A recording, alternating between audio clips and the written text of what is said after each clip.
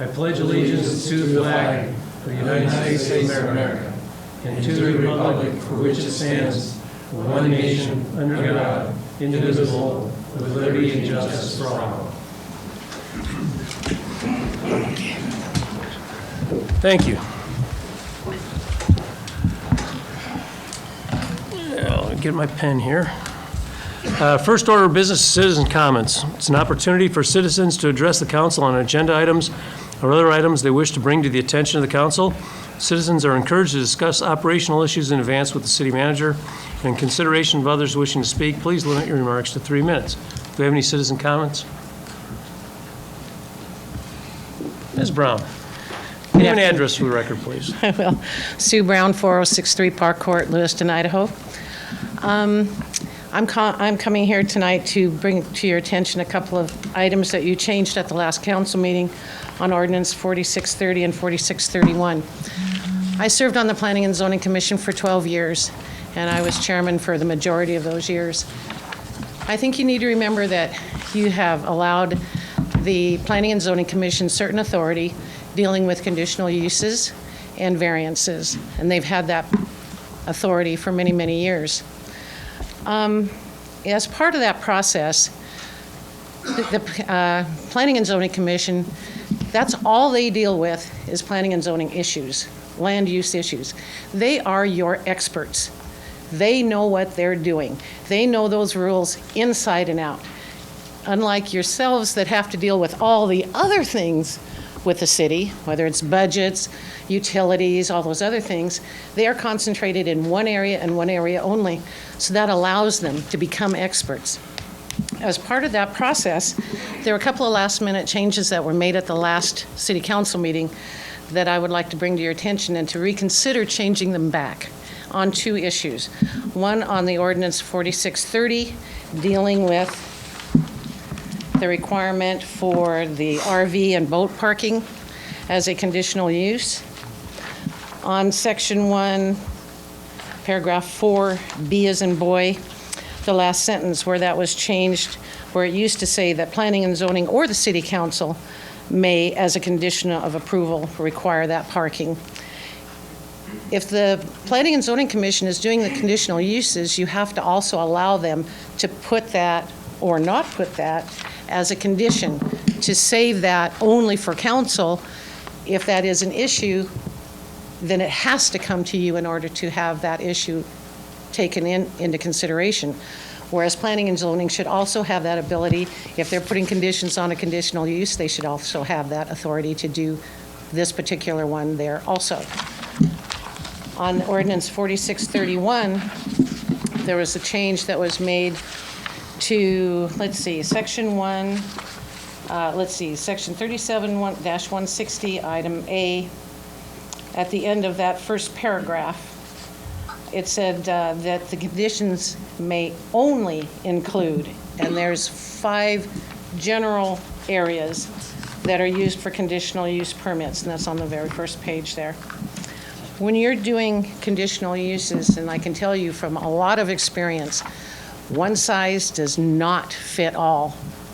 You have to, when you're putting conditions on a particular land, a parcel, you as a Planning and Zoning Commission have to be able to have that latitude to do whatever is necessary for that particular parcel, for that particular development.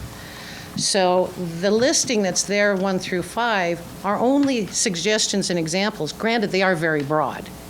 But you never know when you're in the situation. Your Planning and Zoning Commission understands all this. They're trying to mitigate any opposition or problems that may be encountered with that conditional use with neighbors.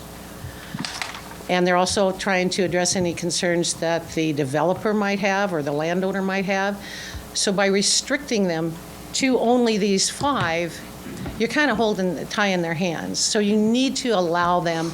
That's why that wording was in there, but not limited to, was important, so that if something else comes up, and maybe it's not listed here, but it fits this particular circumstance, you need to allow that Planning and Zoning Commission to have that latitude. Now, I don't know how familiar you are with the process, but at the planning and zoning level for conditional uses and variances, if either the neighbors or the developer have an issue, they can appeal to the city council, and then you get to hear the next set of public hearings. So try not to tie your Planning and Zoning Commission down. They need to have that latitude. They're very good at what they do. Thank you very much. Thank you.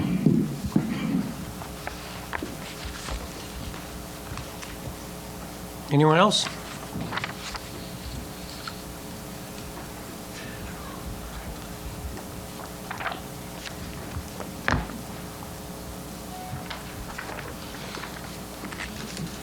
Yeah, Mike Lorenz, 458 Crestline Circle Drive. Oh, I just kind of want to go over a little bit of this. Oh, this Nez First Extension Drive. It seems like, first off, they're still in court over what this URA is going to do. So instead of agreeing to spending this money, you know, they should wait until this thing is settled in court, because it'll be just like the stormwater fee situation. You know, they went and passed that thing, and the school district county took them to court. You know, the city was told not to spend this money, but they went ahead anyway. And then they wind up scrambling around trying to find $1 million to pay it back, which came out of the street department budget. So when you sit there, Bob, and complain about, you know, how much money this is costing, well, you should have been paying attention over the last few years, all the money the city has thrown away. Like forgave over $200,000 in bad debt occurred by Golf Course Inc. Borrowed $1.2 million to redo the golf course that's supposed to be repaid back by these guys, which I doubt will ever happen. Borrowed $800,000 from the sanitation fund for the library. And then they turn around and charge us, when we have to pay it back, the taxpayers plus interest. You know, we spent $800,000 on a new computer system. You know, we spend $14,000 a year on car allowance for people to drive to work. You know, we spend a lot of money. And then I read this thing, and it says, when questioned, you know, he says, it allows them to walk away with the project if they don't like it. It gets too expensive. Well, where does that leave us with our $2 million? You know, this thing doesn't sound like any great deal to me. And what are we going to do? Get a bunch of repeat box stores like we don't have enough already? I said, I think the city council really should have the final say on this. I don't have too much faith in URA as far as spending that amount of tax money to get things done. Like I said, I think that $2 million should really go into rebuilding these streets and taking care of that. I mean, these developers built that whole section, that first phase of that, without any taxpayers' help. And I certainly don't see where, you know, because the worst thing it looks like could happen here is we wind up with a road to nowhere. Or who's going to finish this road if McCann's and this developer say, well, gee, that's going to cost too much. Who's going to finish that thing? Who's going to take care of Gun Club Road and Lindsay Creek? I don't think anybody's thought about that. I asked Pat McCann about that one time. Well, who's going to be in charge of fixing Gun Club Road? Oh, we'll worry about that later. And I believe that deal, because it sure isn't going to be the developers taking care of it. So I think the city of Lewiston has every right to vote on this thing before they turn the URA loose. And I guess what gets me is this agreement was signed over a year ago. So it makes me wonder who's getting bought off on this deal. I mean, I just think it's a lousy waste of taxpayers' money. You know, if they want to develop that, more power to them. But, you know, it says, right here it says, well, it could be less than $4 million, but probably not, but it could be. Boy, there's some real encouraging words. And I said, and what happens if, you know, they bail out, like I said? What's going to happen to that $2 million run money? Going to go south and never see it again? Probably kind of like the $1 million we stuck in that golf course. That's never going to get paid back. What was the payment? $60-some thousand a year? You know, just like this $800,000 for the library. Hell, that didn't come out of the library budget. The taxpayers got to pay that back. You know, so I don't know, you guys just think that's play money, Bob, or what it is, but, you know, well, these guys got plenty of money, and if those are really a hot deal, they would certainly be doing this on their own without the city's help. Thank you. Thank you.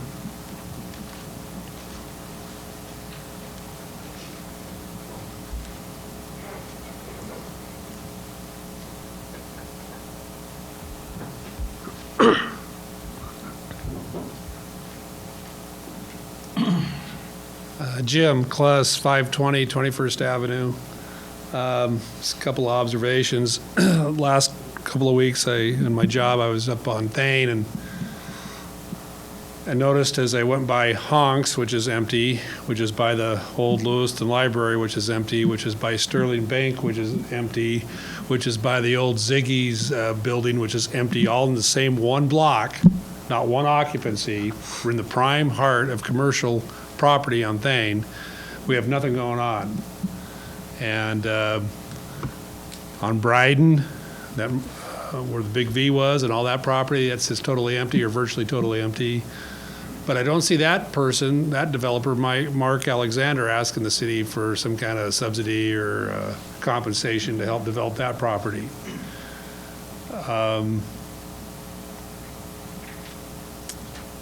In terms of the city and the budget you're discussing now, you talk about perhaps a 1% property tax increase when there's a surplus of money coming in, adding a city position, which just, add another body, which down the road just creates more budget issues in terms of trying to pay more payroll. Maybe what the city could do is try to do a little economic development, maybe drop the price of that property of the old Lewiston Library. Nobody wants it at the price you're asking, and it's only worth what people are willing to pay. So if you're looking for a 1% property tax increase, which I assume is somewhere around $170,000, give or take a little bit, why don't you just drop the price of that and try to get rid of it, create a little economic development on Thane. This idea of reimbursing Vanderbilt for half this road, which apparently has a lot of generality, vagueness to the plan and to the contract and to the agreement, there's a lot of open-ended issues that apparently haven't been addressed. If we're foolish enough to subsidize them, and they say they have the money to pay for it, and they want us to reimburse them for up to $2 million or half the cost, which is ever less, well, we ought to have enough sense to say, you know what, if we're willing to do that, then we want to cut to the action once you get some development in there. So as you start to get some big retailers in there and they're paying rent, we want part of that. That's part of the deal. I mean, it is okay for the city council to use its head and not just sit there and be passive to either the city staff or developers from out of town who could care less about Lewiston. And it's not about caring less about Lewiston. I'd like to see it go better. But I'm talking about an entire block in the heart of the commercial district of Thane. And anybody can drive up there, and there is not one vacancy in an entire block. You could put a huge box store up there. So as we encourage more roads, more development, new additions, when we don't even have, when we have empty buildings currently that can't be filled, I don't think we're using our heads very well. So I would like to see the council slow down and really think hard about some of these issues. If you think you need some kind of tax increase, you dump that old city library building, dump it down to a value that somebody will buy because it's a bargain. And that makes total business sense. Plus you get a little money back on the tax roll. It's a dog the way it is. It's not worth the money you're asking. That's why it's sitting empty. That's why all those buildings are sitting empty up there. Nobody wants them. The city could take an economic development lead and do that. And you'd get money. Instead of extracting it out of taxpayers and spending money, you actually could generate some money. This requires thinking on the part of the council, and I'd sure be happy to see some of that happen. Thank you. Thank you. Anybody else? Okay. We'll move on. First item of business, we have a public hearing and presentation. There's a public hearing for a vacation VA 02-2015. The applicant is Travis J. Height. It's a request for the vacation of the west 10 feet of a portion of the original 8th Street right-of-way located between 18th and 21st Avenues. Mr. Hayers? Mr. Mayor? Yes. Before we start this public testimony, I do need to disclose that my firm does have, and Jenna, help me write wording here, I want to make sure I get this right. My firm that I work for, D.A. Davidson, does have a relationship with several of the members, a couple of the folks that have signed this notice. We have relationships with them. At no point do I believe that what would happen at this meeting would affect my decision-making, nor would it affect any effect on my company or on my company. Also, one of the folks that have signed one of the 11 that have signed the document was an employer of my son. My son is no longer employed there. but he was an employer of my son for the past 2 years on and off. So again, I do not believe that would affect any future employment opportunities that my son would have there, depending on the outcome of this. So none of those would have any effect on my decision-making in this process. Thank you, sir. Is that good, Jenna?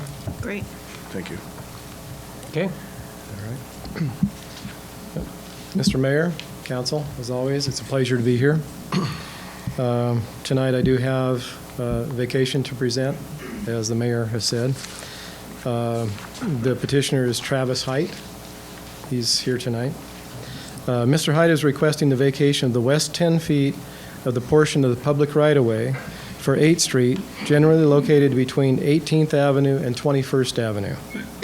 He has the support of all 11 neighbors that own land adjacent to the requested vacation area. Mr. Hyde and his neighbors desire to use the vacated right-of-way for improvements such as garage and shop expansions, parking areas, and landscaping. Let me show you a couple of images here to help get you oriented.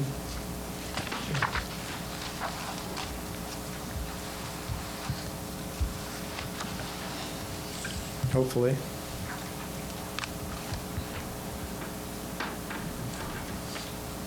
Can we go to Elmo? Good. All right, to help get you oriented here, this is the Veterans Home. This is the current alignment of 8th Street that's being used for vehicular traffic. The stone towers that you go through are right down in this area. The area that we're talking about vacating is on this area. This is also called 8th Street. It's a 40-foot right-of-way that comes through here, and we're talking about just the western 10 feet. It's a 40-foot right-of-way, so that would leave 30.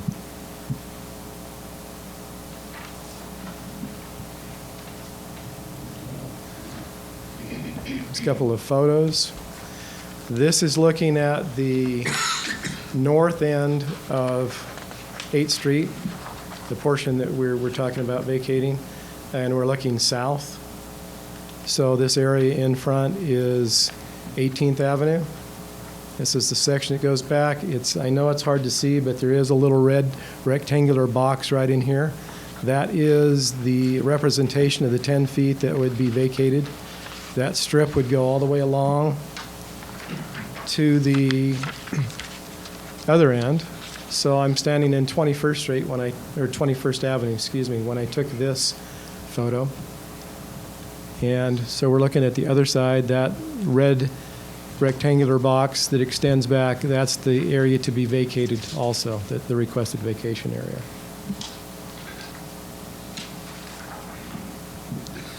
The actual description of this is the west 10 feet of the portion of the 8th Street right-of-way located between the line 50 feet north of and parallel to the south line of Lot 1, Block 1 of the Ease Addition, and the line 60 feet north of and parallel to the north right-of-way line of 21st Avenue, said portion of 8th Street being approximately 1,080 feet in length. That's a surveyor's way of telling you that the vacation isn't going to run all the way through. There's a small portion left up near 18th Avenue and a small portion left at 21st Avenue that the city feels like we should reserve just in case we do any kind of intersection improvements in the future. We may need that. History. This portion of 8th Street was dedicated in 1948 and has a right-of-way width of 40 feet. It's never been paved or used as a through street. The current right-of-way for what is now called 8th Street was established in 1911 to the east of this area. It routed vehicles through the old stone towers that I showed you in the photo. The section of street right-of-way subject to this vacation request has mostly been used by the adjacent landowners for access to their backyards and garages. The land immediately east of this portion of 8th Street and west of the new 8th Street right-of-way was acquired by the city in 1969 and has various potential future uses, including use as a parks facility and/or stormwater retention area.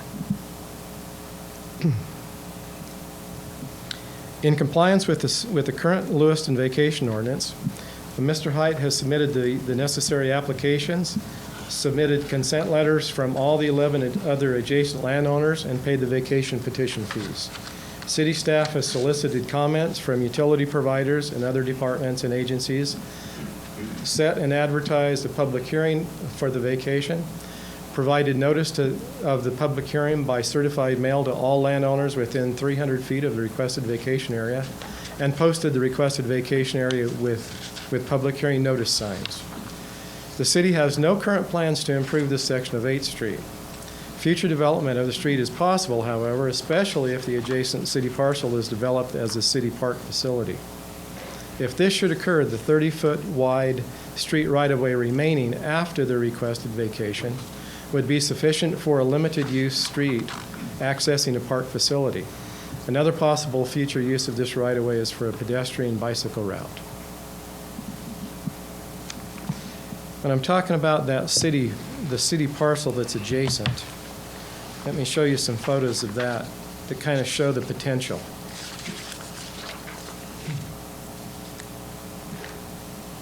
On this photo, I'm looking north, standing in 21st Avenue. So this is the very top edge of it. It's actually, what it is a drainage right now, but it's actually fairly pretty in there and a nice area. Here's another photo looking north also. I just moved to the north a little bit. You can see wide area, kind of rolling areas, some trees and things in there. This last one is looking, I've reversed myself, I've gone down to the bottom edge, and I'm looking south now. And this just shows the western edge of the city parcel. The right-of-way line would be clear back behind these, well, behind the motorhome or trailer here is where the right-of-way would be.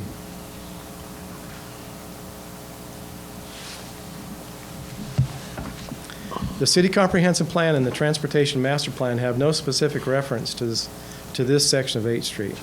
The Lewiston Police and Fire Departments had no comment concerning the requested vacation, and emergency response in this area should not be impacted by this vacation. The requested vacation area has no main utility lines running underneath or over it. The closest utility lines are 2 city wastewater lines located to the east of the requested vacation area, and there will be sufficient room for the maintenance and replacement of these lines if the vacation request is granted. The requested vacation will have no effect on the city stormwater collection system. As can be seen on the GIS images from 2003 and 2014, I guess I'd better show you the 2003 one.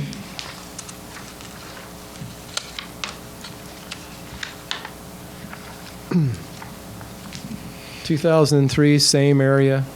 You can still see some development along that right of way, or some items parked and some things in there. As can be seen on these images, this section of 8th Street and the western edge of the city-owned parcel to the east has been used for many years by the adjacent lot owners for various unauthorized uses, including equipment storage, recreational vehicle parking, gardening, firewood storage, and yard waste disposal. There have been private water and power lines installed across the right-of-way by a couple of lot owners to provide water for gardening and other activities taking place in the right-of-way and the adjacent city land. Also, it appears that some fill dirt may have been placed to enlarge parking areas. The history of enforcement actions, if any, taken against the unauthorized use of this area was not researched for this staff report. From the Public Works perspective, the vacation request and the unauthorized use of public right-of-way and city land are two separate issues. The city engineer has determined that the portion of right-of-way requested to be vacated is not needed for current or future use of the city or the public, and he has no objection to the vacation. The Public Works Department sees the unauthorized use as a code enforcement issue. In response to the request for comments, the following specific comments were received. The Community Development Director said, "I would request that any abandonment be conditioned on the owners removing their illegal encroachments into the city parcel just east of the right-of-way. The encroachments include substantial fill, plantings, and vehicle storage." The city planner said, "From a city planning standpoint, I have no objection to the proposed right-of-way vacation. However, I recommend that if any of the property owners along that stretch of right-of-way are using the adjoining city property for personal storage, including placement of fill material for that purpose, and if such use is not in compliance with city regulations or have the necessary city approvals, they come into compliance with the applicable rules for encroachment on or use of city lands or get any necessary city approval for such use or encroachment, and that this occur and be verified by the appropriate city staff prior to adoption to the right-of-way vacation resolution by City Council. Parks and Recreation Director said that he concurred with the city planner and had the same comments that I just read for the city planner. All of the utility providers and other departments and agencies that were contacted had no comment, no objection, or did not respond to the request for comments. If the requested vacation is approved, the landowners adjacent to the vacated right-of-way will take possession of the vacated land as specified by the council decision. Both Idaho State Code Section 5311 and the Lewiston Vacation Ordinance state, whenever any street, avenue, alley, or lane shall be vacated, the same shall revert to the owner of the adjacent real estate, one half on each side thereof, or as the city council deems in the best interest of the adjoining properties. In this instance, the proposed division of the vacated property would give Mr. Height and all of the other adjacent landowners the 10-foot wide strip of vacated right-of-way that's immediately adjacent to each of their properties. The requested vacation area is approximately 10,800 square feet with a land value of $31,540 based on the average of Nez Perce County assessment values of the 12 adjacent residential lots. Section 30-110 of the City Code specifies how the council is to process vacation requests. This code section is provided, and I shall read this. City Council action approval standards and conditions. The City Council shall hold the public hearing, and it shall approve with conditions, or deny the petition in whole or in part by resolution based on findings that, 1, proper notice has been given as required by Section 31-109 of this code, and the public interest will not be prejudiced by this vacation. The City Council findings shall be based on the petition, the public testimony, the staff report and recommendation of the Public Works Director, and the letters submitted by utility providers and interested parties. The conditions of approval shall be those conditions necessary to protect the rights and interest of the public and may include the maintenance and use of underground public utilities or service facilities in the vacated area, limitations on the use of the area above and adjacent to underground utilities or service facilities, moving at petitioner's expense the utilities or services either below, on, or above the surface, construction, extension, or relocation of sidewalks and curbs, grading or pavement extensions, dedication for public use of another area in lieu of the area to be vacated, and any other matter relating to the vacation which is necessary to protect the public or adjoining property owner or to carry out city-adopted plans. City staff recommends that the City Council approve the requested right-of-way vacation with the suggested allocation of the vacated right-of-way. The suggested allocation is each of the 12 adjacent lots will receive the 10-foot strip of vacated right-of-way that is immediately adjacent to each of the lots. The lines dividing these 10-foot strips will be perpendicular to the west right-of-way line of this section of 8th Street. Regarding the unauthorized use of public right-of-way and city lands, staff recommends that the council examine the pertinent city codes, particularly Section 31-110C, and decide whether any conditions of approval are necessary to, quote, protect the rights and interests of the public. Code Section 31-110C7 further states that conditions may be imposed if the unauthorized use is a matter, quotes, matter relating to the vacation which is necessary to protect the public or adjoining property owner or to carry out city-adopted plans. If the council determines that the unauthorized use is a matter that needs to be addressed in the vacation action, the council can choose to impose a condition of approval concerning the unauthorized use. So, Mr. Height is here. Well, actually, let me show a few more photos before I get down. if you haven't been up there, these will give you a little bit more of a feeling of the encroachments that we're talking about, or the unauthorized use, I should call it. These first photos are all looking south as I progressed north along the right-of-way. You can see the vehicles here mainly. To give you, again, a reference, the right-of-way would be over, the western edge of the right-of-way is right over along this fence line that you can see here behind the weeds. Okay. The right-of-way line on this side would be over here, well, actually probably pretty close to running right under this car that's here. So everything else out in here would be on the city parcel.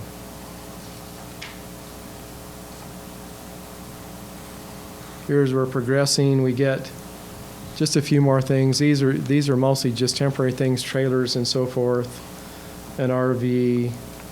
A lot of the vegetation, the trees and so forth, do hang over the right-of-way. Progressing a little bit further, you get to see this area in here that's been developed a little bit more, that's mostly on the city parcel, a little bit in the right-of-way. Here's a better picture of it here as to actually what's been developed. There are some bins in here that hold landscaping materials, that type of thing. Vehicles are parked back behind here that you really can't see, equipment-type vehicles.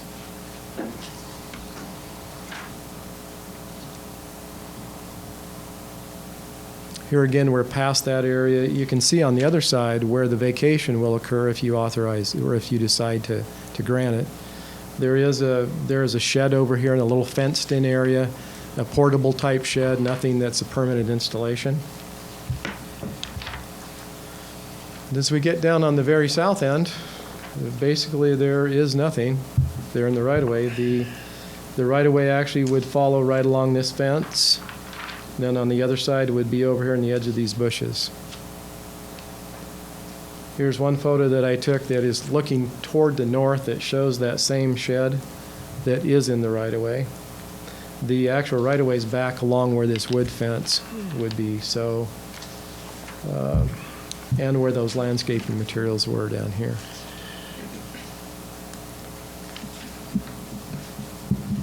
As I said before, Mr. Height is with us tonight and can speak if he so chooses. I believe that some of the neighbors are here.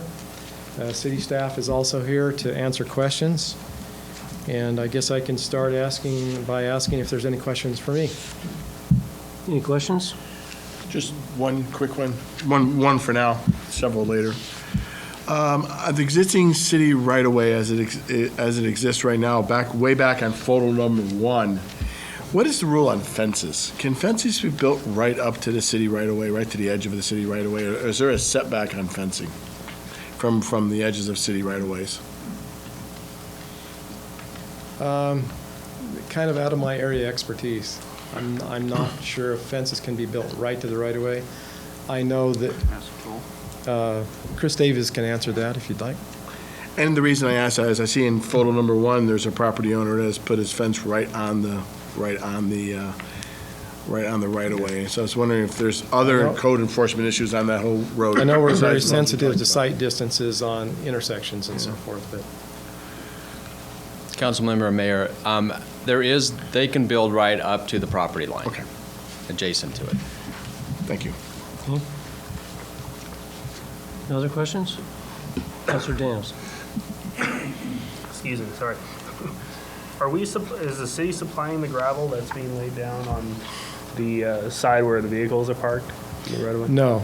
In fact, I asked our streets department just within a week ago, and they say they do absolutely no maintenance on this. Okay. Mr. Harris, I know that this is not part of the discussion now, may become part of the discussion later, but as we approach this issue, there's two questions here. One's the actual just abandonment of the right-of-way, but then we have the folks who are using the other side of what's parklands, and I don't know if we have any other examples in the city of Idaho or city of Lewiston where people are parking property on parklands, but possibly Director of Parks might have an answer for that. a solution down the road as we get into debate this could be also to come back and look at this issue and ask, and have these property owners potentially ask, or we propose, an abandonment of the whole street with protecting the utility lines that are underneath it right now. But we may discuss abandoning the whole street as a whole and then giving that land to the property owners and putting that additional property back on tax rolls. I know that's outside of the scope of the request right now and outside of the scope of your, but that is another possible discussion that we could be having. Okay. My understanding is right now, speaking with Chris Davies, I'll let him speak. A couple of things. First of all, the property, we have several issues here, Councillor. The property is not, it belongs to the city of Lewiston. It is not earmarked or designated as park property. And if, in looking at the concept of vacating the whole right-of-way, doesn't necessarily give the property owners all of that right-of-way. It goes back to being split down the middle and going to adjacent property owners. So the 40 feet, 20 feet would go to the property owners and 20 feet would go back to the city of Lewiston. So, and then if the city is looking to give the property to the property owners, you can't necessarily do that. It has to be sold through that whole process, and just because you're adjacent property owner to it doesn't mean that you would actually end up owning it.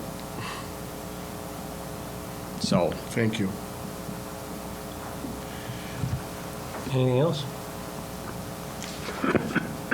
Don't go too far.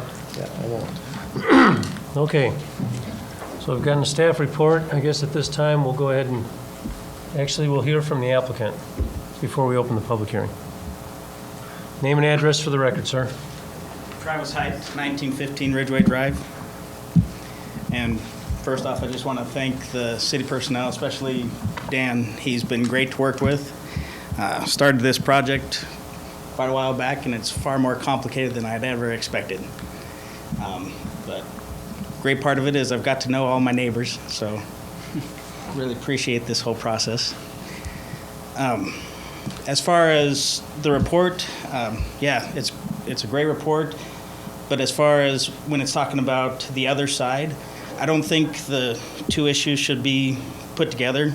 The vacation should be done as the vacation, and then keep the other side of the alley a separate issue, because not every person in this vacation process has stuff on the other side. So I think that needs to be dealt with on an individual basis, because there's a wide variety of different amounts on the other side, and many of the people in the vacation process don't have anything on that side. Another part of that is, like you asked before, the city doesn't maintain the alley. It is all the landowners. We put the gravel down, we grade it. Some of the equipment that you're talking about that's parked on the other side, that's some of the equipment we use to grade the alley. So, I mean, I understand that aspect, and if we need to do something about it, we'll do something about it. Every personnel of the city that had comments when it came to that, I tried to meet with them and discuss what they would like as far as trying to improve the situation, what they would like to happen in the future. And like I said, they've been great to work with. And we've come up with some various plans on how to continue forward with that in the process in the future, anywhere from planting and aligning trees when I was talking with Tim Barker.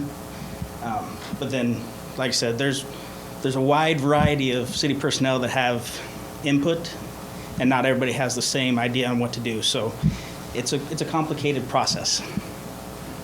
Do you have any questions for me? Anybody have any questions for Mr. Height?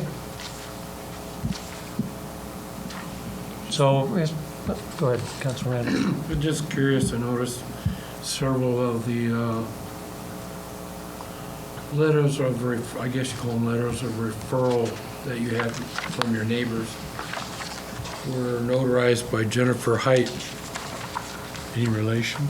It's my wife. Ah, okay. Thank you.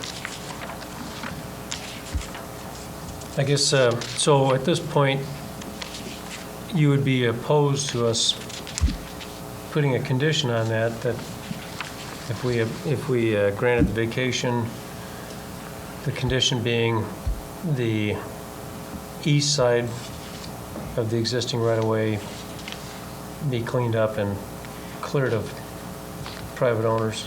I would Stuff. prefer not to have that kind of condition, just because I'm one of the people, I want to build a shop, and I want to build it up to my current property line, and so I avoid that 5-foot back easement thing. And if you put a condition, I think I have to wait. But in addition to that, it's like I said, it's two separate issues. And it's not like you don't have, the city still has all the power. It's the law that says, you know, you have to do this. And that's why I started this in the first place. It's because this neighborhood has been using the alley, including me, and long before I ever moved to the alley. I mean, I've been there for almost 8 years now. And I have neighbors that have lived there since when it was created. They've been there since the beginning. And so they've told me the history of the process, and it's been a great educational thing. But I also have, like I said, I have neighbors that are in like their 80s, and there's a wide variety of reactions on how they want to deal with this. Some of them think it's that they've been using it for 60 years. Why should they have to do anything now? And I don't want that to be part of this process. That's a separate issue. Okay. Fair enough. Any other questions? Thank you, sir. Thank you. If there's testimony, you may come back for rebuttal. Chief Michael Bust? And I guess by extension, Chief Lanier. Abandoning that piece of road, would that affect any kind of emergency responses? Say somebody had a fire in their backyard? No, we actually talked over it with my staff, and we had no access. One of them is because we don't have an effective water supply from that side, so everything would be from the street side is where we would attack the fire. Okay, No issue for the police department, we discussed that as well. okay. Okay, well, at this time, we'll go ahead and open this public hearing. And I guess we take testimony from people that are either for or opposed to this vacation. Do we have any?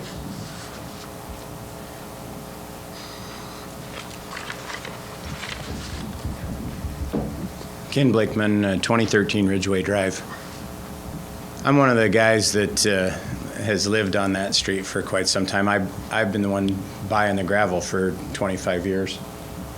All I would say is if you do tie the two together, be careful what you ask for, because over the last 20 years, most of the neighbors, and myself included, have cleaned it all up. So, you know, if I'm the one that plants the sunflowers on the hillside, as you drive by, you see the sunflowers. I'm also the ones that have cleaned up and covered the city sewer line that gets exposed because of the development of the Fingerprints daycare up above. They funneled all the water down through there, and that's why it floods down by Owl Drug now each time we have a gully washer. So, maintenance does not happen, and it doesn't take place. And if you want the neighbors to, we're taking care of city's property. And I think, sure, there's some uses that are pushing the limits that some of the neighbors have. But I can guarantee you, from having lived there for over 20 years, that it's a heck of a lot better place today than it was before. When I started cleaning it up, there were abandoned vehicle parts, junk piles, blackberry bushes everywhere. And if you go back to the pictures that he saw, at the upper end, basically the blackberry bushes are moving out into the road. So where somebody is taking care of it, they're controlling it, they're mowing it, they're taking care, and it's a better place. So be careful what you ask for when you do that, because you aren't maintaining it. You didn't put the gravel on it, you didn't take care of the street, and the neighbors are. So, you know, I'm a little concerned about people building. I don't want people to build out into that 10 feet. I think, you know, the existing boundary where the curbs were, I think is fine. And then it maintains that road. But, you know, help us just send the message to manage those uses. But I don't think you should tie those things together. And like I said before, I really think, you know, be careful what you ask for, because you'll get what you want. It'll be a mess because you won't take care of it, because we have been. So that's all I have. Thank you, sir. May I ask Oh, Ken a yeah, question? certainly. Councilor Blakey?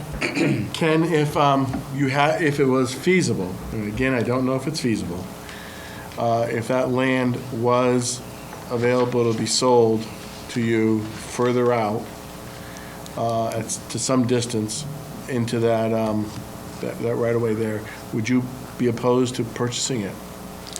You know, I don't know if I'd necessarily be opposed to using it, but honestly, I think it's a prescriptive easement. I mean, it's openly and notoriously been used for many, many years.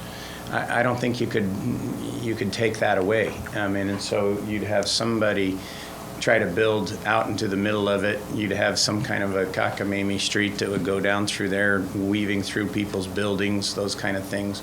I don't think that's what the neighbors want. You know, and I think that what Travis was trying to bring here was a reasonable approach to trying to get people to put their vehicles and stuff, you know, on be the west side of the road, as opposed to all over, but also so, you know, they could access their various shops and things like that. But, you know, I'd be a little concerned about, you know, some kind of wild development going on down there where you could build out farther, clear to the 3 feet from the edge of the property or whatever the rule is. So, but I don't know that you know, what could you develop and how could you keep that road through there? Because people are using it and they're utilizing it. And I think it's openly and notoriously been used for many years. Okay. Thank you, sir. Anybody else? In favor or opposition? Okay. Well, seeing none, I guess we'll go ahead and close this. In rebuttal? What's that? Does Mr. Height get any rebuttal? Certainly. Okay. Does it have to be during the public hearing? I Oh, thought no, we you're closed going the to close it public and then hearing. allow, okay. And he's certainly welcome to. Yeah. Thank you. All right, we'll go ahead and close this public hearing. Mr. Height, since you're the petitioner, you're entitled to any rebuttal or follow-up comments, or? I think we've said what we need to. Okay. Councilor Daniel. Mr. Mayor, I move that we approve the vacation per staff's recommendations in the staff report, just the first paragraph with no additional conditions. Okay. We have a motion. Is there a second? Second. Okay, there's been a motion and a second. Discussion.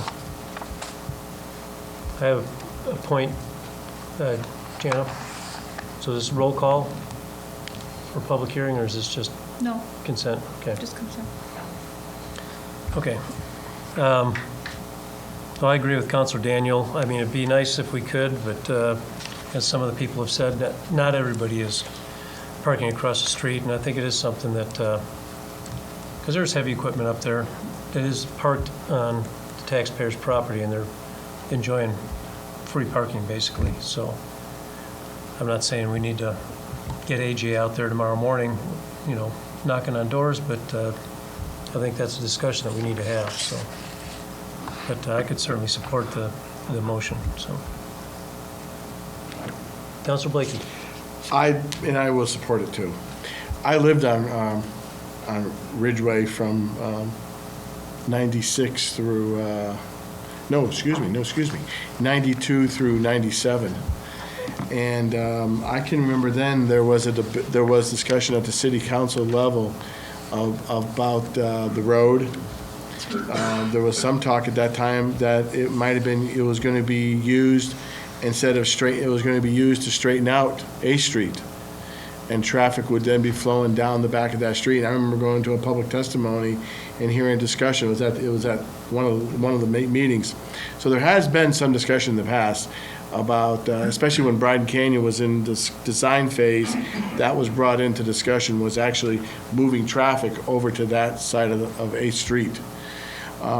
During those discussions is when the comment that we discussed about folks putting stuff out there on both sides of the street that's not in use anymore. So it has come up in front of the city council, but again, it was back in the 90s that it was discussed at that time. So, and we just kicked it down the street, and here we are today talking about it again.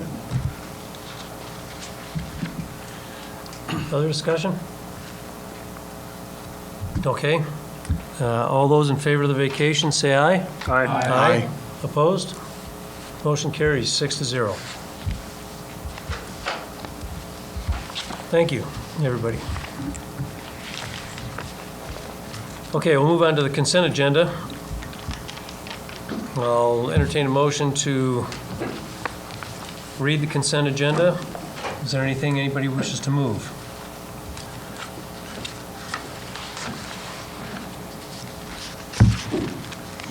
So do we have a motion? So moved.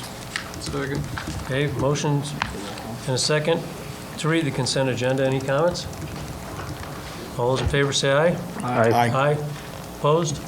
Motion carries 6-0. Approving the minutes of the June 22nd, 2015 regular meeting. Accepting the minutes of the May 20th, 2015 Parks and Recreation Commission. Conditionally approving a final plat for 25 residential lots on 8.14 acres located north of Warner Avenue between 14th and 16th Streets. This is called the Northeast Crossing Addition Phase 1A. Approving the updated bylaws for the Transportation Advisory Commission. Rejecting the bid for the Lewiston Library second floor accessibility improvements project and authorizing the project to be rebid in the fall. And approving the vouchers payable dated June 5th, 2015 through June 8th, 2015 in the amount of $993,425.56 and June 19th through July 2nd, 2015 in the amount of $1,939,829.15. Okay, councilors, the consent agenda has been read. I'll entertain a motion to approve the consent agenda as read. Second. Motion's been made and seconded. Is there any discussion?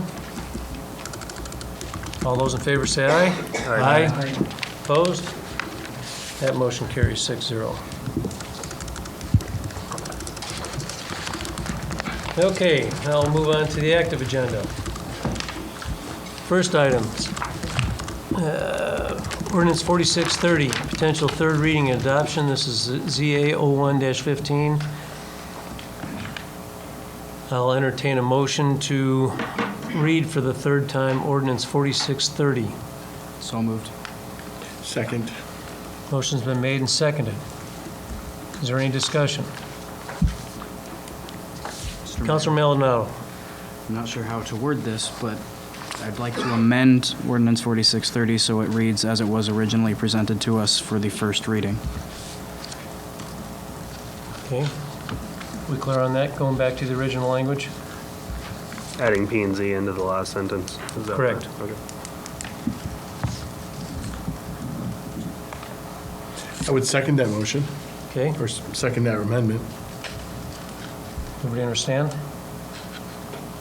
Okay, all those in favor of amending the amendment, say aye. Aye. Opposed? Okay, motion passes 6-0. Now back to the original motion, which was the third reading and adoption. All those in favor, by title only. First, the third reading, and then Yeah. adoption. The motion right now is just for the third reading. Correct. Is that roll call or is No, that? only adoption is roll call. Okay. So we're clear on that. Okay, so all those in favor of the third reading, say aye. Aye. Opposed? Motion carries 6-0.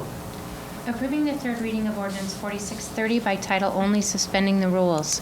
An ordinance of the Lewiston City Code, Chapter 37, Section 37-163, paren 4B, eliminating the requirement for recreational and boat parking for multifamily dwellings that are conditional uses, providing for the option to require recreational and boat parking or additional open space for multifamily dwellings that are conditional uses, and providing an effective date. Okay. So, councilors, the ordinance 4630 has been read for the third time. I'll entertain a motion to adopt ordinance 4630. So moved. Is that roll call? By roll call. By roll call. I'm sorry, who made the motion? I second. Thank you.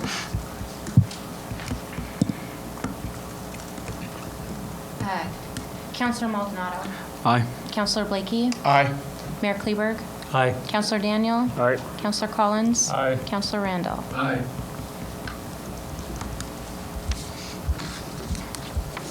Okay. Now we're moving on to ordinance 4631. And this is the possible third reading and adoption of ZA 02-15.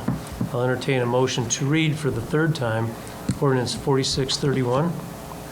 So moved. Second.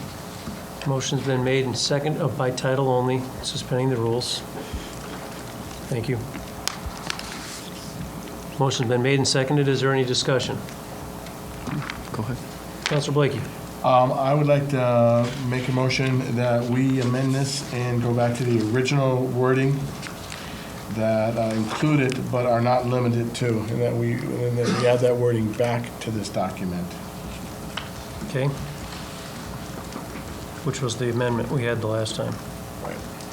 Okay. Second. So we have a motion and a second. Is there any discussion? Councilor Daniel. I'm opposed to this amendment. There's a big difference between giving latitude to P&Z and giving absolute, complete control over somebody else's property. So I'll oppose the amendment. Okay. Further discussion? I'll just make the comment, and I know Councilor Daniel and I have discussed this, but, and I understand where he's coming from, but it's not total complete control.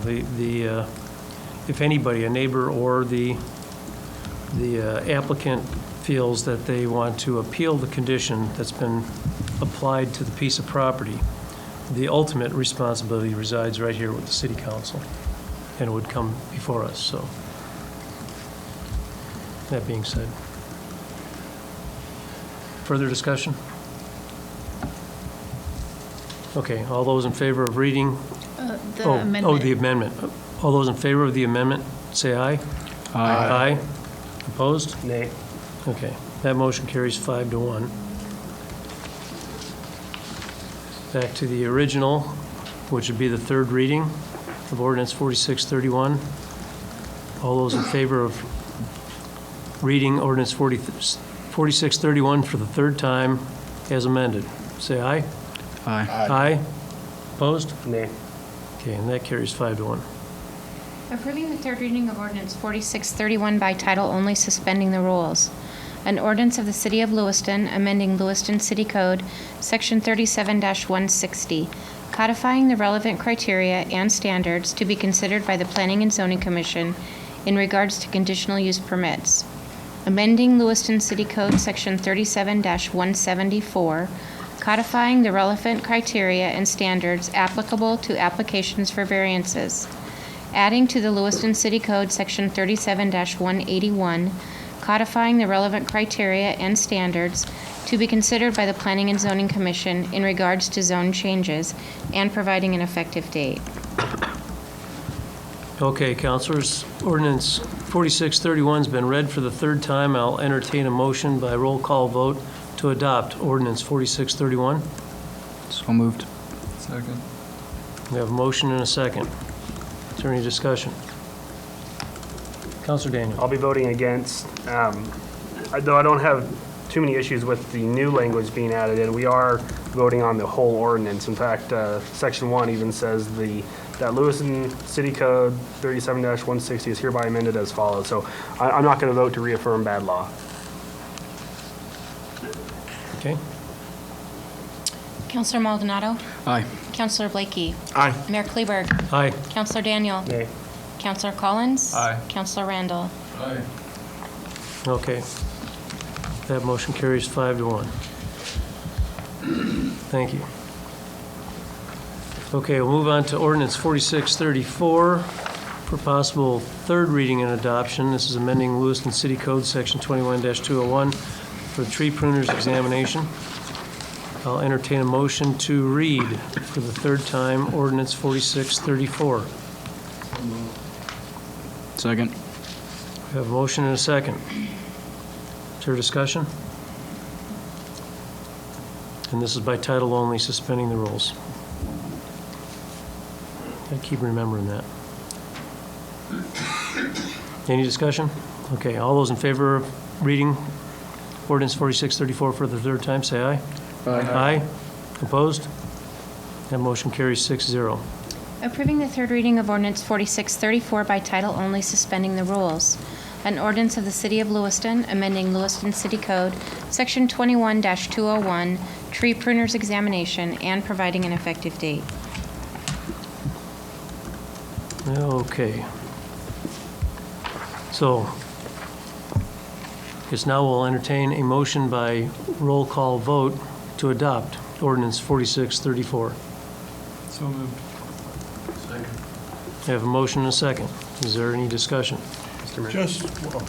Go ahead. Councilor Blake, or Councilor Daniel? So before the meeting, I thought I had all my questions answered, and I apologize, Tim, but I have another one. On section C, upon approval of the application, the licensee shall pay the city a license fee in accordance with the fee schedule adopted by the city council during the annual budgetary process. And my initial question was, so they're going to have to pay for 2 licenses, and the answer was no, that's just for the business license itself, then plus the cost of this. But in this case, the way we've amended this, does that mean each licensee will have to pay for a business license per the budgetary process? Does that make sense what I'm asking? I think Mr. Stark is prepared to answer that, Councilor. Good evening, City Council. In answer to that question, there's no additional fee associated with applying for a tree pruner's license. The city business license is sufficient for our purposes. Okay, so do we need to strike the section then, or? I don't have am I a just copy in reading front of it me. correctly?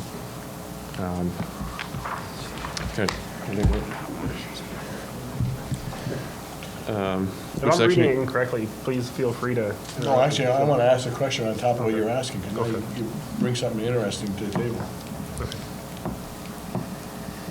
I think the intent was originally that the business owner, because they'd be the licensee, would be getting the business license, and then they'd be getting this Tree pruner license. certification. But now that we've amended it to just be an employee, I was just curious how that impacts that section. Let's see. Well, I wasn't here at the last reading, so Mr. Mayor, can I address that? Yes. I read licensee to be the applicant who is applying for the license, not the one who is certified, not necessarily the employee who is certified through the exam. We are issuing a license to, it could be a business owner who gets a license even though they haven't passed the exam that we're talking about. And he can still have an employee go out under his license. But this is underneath the tree pruner's examination section of the ordinance, and that's why I thought the licensee was actually referring to the person getting this certification, almost like it was calling it a license. I see what you're saying. I just throw another way to look at that, though. If I was a business owner and I wanted to have a competitive edge over another tree business, wouldn't it be nice if I could advertise that all of my tree pruners are licensed? And so there's nothing eliminating a business, or the owner of a business, to having multiple licensed people employed by him, rather than having one. Right now, we're only requiring one. There's nothing saying, we're not going to raise the bar some here and say, all my people are licensed, Mr. Consumer. Don't you want to know that you have the best coming to your house to cut your tree? And in doing so, though, we're going to require them all to buy a license. So we're not eliminating the possibility of somebody trying to have a AAA standard level of business versus having one inside the whole group. I guess I was questioning, because it's referencing the fee schedule that we set for an actual business license, not the actual permit or certification to do the actual cutting. That's like a license within the license, I don't know. Well, it's a I guess I look at it as a certification part of the business license. So you get the business license, and then you're basically paying the licensee, you're basically paying for the license to be the certified tree pruner. Okay, so if I was an owner of a company, I have a business license, and there's a person who's got this certification under this, do they have to pay for a license under the fee schedule as well, or not? I guess that's probably the better way to ask the question.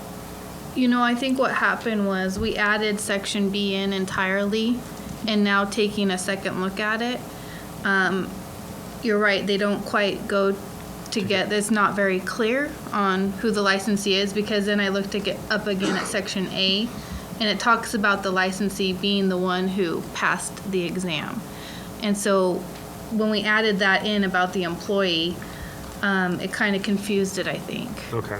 So, and actually, I mean, I think Riley would best answer what that license fee is. I never asked that question. I don't know what that refers to. Is it the business license? Well, see, I guess the idea here is that the owner of such a business would be the person to take the certified arborist exam and pay all licensing fees. But not all of the tree care companies in the valley are set up that way. So I guess it would make most sense as it's written for smaller companies. But yeah, since I wasn't here at the last reading, I believe that the way it's written now is the person who is the certified arborist on staff appears to have to pay his own licensing fee. Independently of the business. License? Mm-hmm. Yeah, am I reading that correctly? Yeah, I think so. Yeah, I think that wasn't necessarily my intention in this, and I apologize. I must have overlooked that. So, You know, yeah, it was perfect the way it was before. It's just because we added the new section that it confused the language. right. And so you had it right. Well, Should we go ahead and strike that language? Well, Riley, Mr. Mayor, I have a Yes. question. Riley, currently when somebody is certified to prune city trees, do they pay a license fee, like to have a license from the city to go work on our trees? They have a standard business license, but there's Just a standard business license, but Yeah. not a separate license fee? there's no additional license fee associated Okay, with because the, I think that's what this would do. If there was just one employee licensed and it wasn't the owner, the employee, according to this wording, would have to get pay some sort of license fee, which doesn't appear as the intent. I didn't think that was the intent either. I thought that was the intent. I thought it was, if you own a business, you buy a business license. Just because you own the business doesn't mean you're the expert. You can hire employees who are the expert, and I thought the intent was that within your body of employees, somebody has to be a licensed arborist. Somebody has to be a licensed arborist, and that is the person who's going to go on site to make the recommendation. Not necessarily the owner. The owner may own the business, but doesn't actually go get his hands dirty. It's the licensed arborist who does, and who that person then that has to apply for a separate license, either paid by him or paid by the owner of the business. Go ahead. If I may, I don't think that was the intent at all. I think where the money came in was that whoever was going to go get the certification, all they had to do was provide proof of certification. Am I missing something? They just had to provide to Riley that they passed the exam and they're certified. I don't think there was any intent that they not only provided proof of passing the exam, but now they also have to pay money. That's correct. I think we're confusing licensed and certified. The process I want them to go through is to be a certified arborist in order for them to be signed off under my program as as somebody who has the the approval to go work on trees in the city right of way. And it's not a separate licensing process I'm proposing here. I just want proof of certified arborist status with the ISA in order to prune on city trees. So it's not a separate licensing procedure, it's just the certification that I'm after. Councillor Daniel. Jan, I don't know if, I won't make the motion yet unless I get some feedback from you. Would an easy fix to clear up the confusion of this section just be, upon approval of the application, the licensee shall pay to the city a license fee unless already paid for by the business? Well, And then continue on. all businesses have to have a Business license. Yeah, license, so- right? So that's already a given. So if your intent is not to have them pay a separate license fee, I would recommend just deleting it to avoid confusion. Okay. Because when you look at the very top, the very first sentence of the ordinance, it talks about the commercial tree pruner's application shall be approved and the license issued upon successful completion. Fair enough. So there's the first mention of a license. So when you drop down to subsection C, it makes it look like you're paying a fee for that license, not a business license. A license fee to be a certified arborist for the city of Lewiston. So if your intent is not to charge them a fee just to be certified to prune city trees, I would suggest just deleting that first sentence of subsection C. Okay. Question. You clear on that? I am, but are there other occupations out there, professionals, who have to pay a fee to the city of Lewiston for their licenses? Once they're licensed, outside of the business, but do they pay a fee to the city of Lewiston once they've attained a professional status? I know on the county level, there's alcohol license, vendor license. I don't know Well, in those the are city. business licenses. Those are like, those are City- business licenses. Yeah. But they're over and Outside above of the that, business I'm not license. sure. Yeah, but we don't tax if a beautician graduates from beautician school and works for Mr. J's hair salon, we don't tax her for her, because she's applied for a state license and gotten certified, we don't make her pay a fee to the city of Lewiston for that license, do we? No, But the business owner pays a business license. correct. So that's what we're trying to accomplish, I Okay. guess. So I guess by striking that first sentence, is what you're saying, in subsection C? Does that make sense? I believe it does, yes. So we're in the adoption, we can still amend? Yes, because it would just be easier than having to do this amended again. So I don't think it's a problem to just amend it. So, okay, so we have a motion to amend prior to adoption by striking the first sentence in subsection C, yet leaving each license shall be issued. That just defines the term. Second. You clear on that? Okay, all those in favor of the amendment, say aye. Aye. Aye. Opposed? The motion carries 6-0. Okay, well, good pickup on that, because the clearer we can be, I think, the better, less confusion for anybody, so. Okay, so now we're back to Adoption Adopting. by roll call as amended. adopting by roll call as amended. Do I have a motion? So moved. Okay.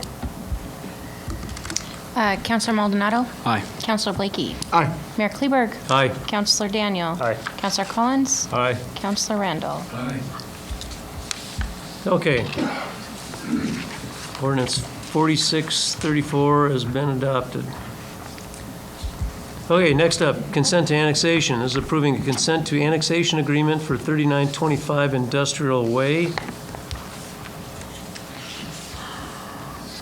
Mr. Davies? Guess it's up to you, your name's on it.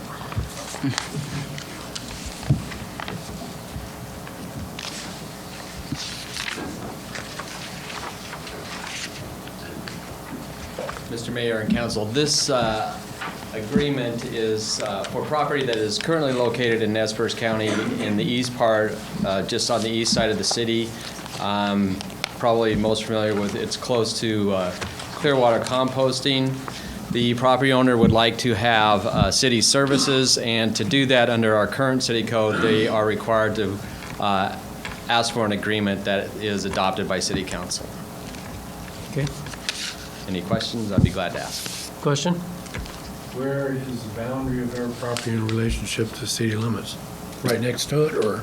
No, it is not next to it. What we have is this was a subdivision that was done through the county, and I believe there's 5 to 7 parcels out there, and there's several conditions here. One, if this property becomes adjacent to the city council has a right to annex it in. If all of the properties that are in this subdivision have this agreement, then we can annex it all in. And I can't remember what the third condition is, Councilor. They are not currently adjacent to city property. If I may, I was on P&Z at the time when we discussed the possible annexation of that property, and that was Mr. McHarg was developing at the time now known as Industrial Way. There is a commonality for that, where that road takes off, and basically what it is, it's the rebar stake that represents a corner, and that we ran into the risk, in my opinion, of creating a shoestring annexation, because the only point of contact was this little tiny wedge that was in the center of that 5/8-inch piece of rebar. Now, I don't know if you were around then. I see you're nodding your head, but. I've worked on that area before, and I know what you're talking about. Yes, so, and anyways, we had discussed it at that time about the annexation, and I think as more development's going on out there, that it could easily be annexed at some point in time. I don't think, I don't know about the livestock yard is actually on the north side of that. So we're talking basically everything past the county shop, up past Precision Machine, if you will. So it's that development, the new industrial way that takes you out to Clearwater composting. But that is where that development does join the city, is at that stake. So There's no natural boundary to speak of. It's just the fact is they both meet at that stake. Yes. So is the city gonna have to purchase right of way to reach that property with service? No, if in fact all those properties adjacent to that road consent to annexation, then that road would, once the city then took the action of annexing them into the city, the road would become part of the city. Right now, it's under the jurisdiction of Nez Perce County. But once it was all annexed in, then it would become city right-of-way. And when the pipe and all that was put in, was that on McHarg's dime, or? All the improvements were done by the developer to city standards, except the road itself. I mean, I don't know the specifics of that, but I know that the sewer and water were installed to city standards since they are city utilities. Yeah, so that's already been installed. So we're clear. Just curious, the other landowners, are they businesses or home sites? They're businesses. This is basically an industrial park. Yeah, are you at liberty to say what the other businesses that could be affected by this decision are? Well, by this decision, nobody would be affected. So each property owner has a right to either accept or reject city services. So if they reject city services, they aren't subject to any of this. If they do want city services, then they have to sign this agreement, and then once they all have that agreement, then they've all agreed to annex into the city, then it just takes city council action to annex them in. Right. I wish there was a map here rather than the legal description. I see the point where you're talking about the rebar. The point. So it's this property's would be on the south side of Industrial Way, north side. This particular piece of property is on the north side of Industrial Way. I'm just guessing. I don't know where it is. We're looking at an aerial map It's here. We're trying to guess where it directly is. across from Western Construction of Lewiston's rock pit and where they store a lot of their equipment. So you should see a picture of a bunch of heavy trucks, Yeah, and okay. it's directly north of that. Okay. To the east would be Clearwater Composting. Speaking of which, they're receiving water out there at Clearwater Yes, they are. Compost. Yeah. So that pipe runs clear out towards the end of the road. This building. Okay. Further questions? Okay. So I guess I'd entertain a motion. Roll call. Oh, roll call? Motion by roll call to this consent for annexation. So moved. Second. Okay, motion's been made and seconded. Any further discussion? Okay. Counselor Maldonado? Aye. Counselor Blakey? Aye. Mayor Kleberg? Aye. Counselor Daniel? Aye. Counselor Collins? Aye. Counselor Randall? Aye. Okay. Passes 6-0. Good questions this evening.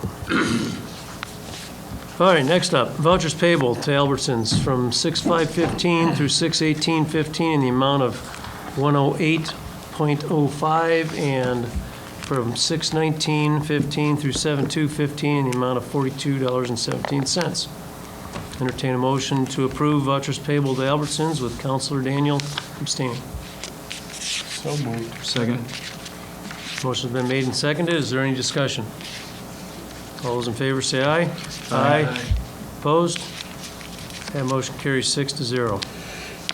Next up, vouchers payable to Pathologist Regional Lab from 6/15 or 6/5/15 through 6/18/15 in the amount of $36.85. Entertain a motion to approve vouchers payable. So moved. Second. Motion's been made and seconded. Is there any discussion? All those in favor say aye. Aye. Aye. Opposed? That motion carries 6-0. Okay, we'll move on to unfinished and new business. City councilor comments. Do we have any city councilor comments this evening? Mr. Mayor, I'll be Yeah. very brief. Roger helped me set up a ride-along a couple weeks ago. I did during swing shift, and I got to see part of the community that I don't think any of us really see that much. It was during night, so it was on a Friday. It was very eye-opening, and I would encourage you, any of you, if you're interested, to talk to Roger about getting on one and going out and seeing what happens at night in our community for sure. So, Scary? oh no, Okay. very professional. Eye-opening. Eye-opening. Okay. Thank you. Anybody else? I know I mentioned this at the work session last week, but since this is the live meeting, I just want to thank everybody in the community for having a fun and safe 4th of July. I was able to make it down to the old-fashioned picnic at Pioneer Park. I was a little late, but there were quite a few folks down there, even though it was hotter than heck. And again, I can't thank everybody enough for the fact that we had 0 fires in town and quite a few fires across the river. And it's just been through a good concerted education that's been put on by staff and the various departments, and hopefully we can keep that going, because this year was abnormally dry, and I just kept my fingers crossed that we didn't have one of the little canyons in town just go up in flames. So that's all I have. Mr. March, do you have any comments? Mr. Mayor, just 2 brief comments. Mr. Davies slid a note for me to share with Mr. Bennett when he returns. The topic earlier tonight on 8th Street and city vacation of properties. I think it'd be prudent to put on the October work session agenda to discuss just use of city property in general, and maybe the surplusing process and how that goes. Okay. And the last item was earlier this afternoon, we finished our final budget work session, and now we have our direction from City Council, and so wanted to encourage the public to keep an eye on the city's website. And also, we have a hard copy that's produced, which is referred to as the Citizens Guide to the Budget, and those will both be available on Thursday, July the 30th, in preparation for our public hearing, Monday, August the 10th, and that's where councils or the citizens are invited or encouraged to come in and participate and provide comment on the budget. Okay. And actually, going along those lines, I just want to remind everybody that we should be seeing our first copies of the Citizens Guide, and that we will have 3 public hearings over the city budget in August. It'll be on the 10th, the 17th, and the 24th. So the budget has to be read 3 times before it's approved. One other special note is for the first time since the legislature did change the law concerning collective bargaining with union groups, that there will be the first meeting. This is open to the public. It won't be open for public testimony, but people, if they want to see how the contract negotiations are conducted, they're more than welcome to attend.